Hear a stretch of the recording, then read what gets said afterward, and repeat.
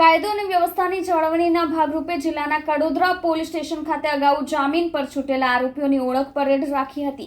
જેમાં ગ્રામ્ય એલસીબી અને ગ્રામ્ય એસઓજી પોલીસની ટીમ ઉપસ્થિત રહી હતી।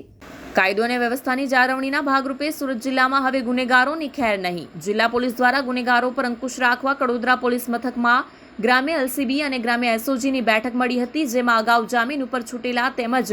સજા ભોગવીને આવેલા ગુનેગારોને એકઠા કરાયા હતા। જિલ્લામાં કે અન્ય વિસ્તારોમાં ગુનાઓ નહીં આંચવા માટે અપીલ સાથે ચેતવણી આપવામાં આવી હતી। ગુનેગારો ઉપર ખાનગી વોચ તેમજ પોલીસની નજર સતત હોવાનું જણાવ્યું હતું। જો ગુનાઓ આચરવામાં આવશે તો પોલીસ કડકમાં કડક કાર્યવાહી કરશે। આજરોજ કડોદરા જીઆઈડીસી પોલીસ સ્ટેશનમાં મહેરબાન ડીજીપી સાહેબ શ્રીના મેન્ટર પ્રોજેક્ટ અંતર્ગત સુરત રેન્જ આઈજી શ્રી પ્રેમવીરસિંહ સાહેબ તથા નાયબ પોલીસ મહાનિરીક્ષક શ્રી હિતેશ જોયસર સાહેબના સૂચના અને માર્ગદર્શનના આધારે કડોદરા જીઆઈડીસી પોલીસ સ્ટેશન વિસ્તારમાં શરીર સંબંધી, મિલકત સંબંધી, એનડીપીએસ અને હથિયાર સંબંધી ગુનાઓ બનતા અટકાવવા સારું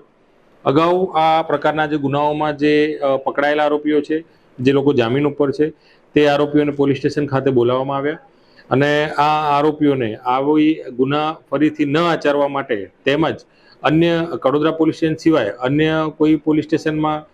જિલ્લામાં કે ગુજરાતના કોઈ પણ જિલ્લામાં આવા કોઈ પ્રકારના પણ ગુના ન આચરવા માટે જરૂરી એમને ચેતવણી આપવામાં આવી અને આવા ગુનાઓ જો કરવામાં આવશે આવા આરોપીઓ દ્વારા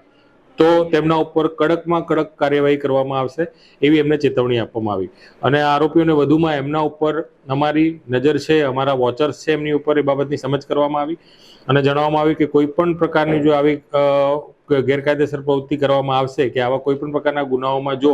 એ લોકોનું નામ આવશે કે કંઈક કરવાનું એ લોકો કંઈ પ્લાનિંગ કરશે અને ધ્યાનમાં આવશે તો આ વોચર્સ દ્વારા એમના ઉપર પૂરેપૂરી નજર છે અને એમના ઉપર પછી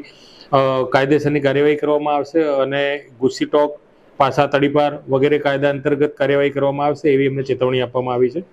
અને પોલીસ સ્ટેશન બોલાવીને તમામને આ બાબતની સમજ કરવામાં આવી છે।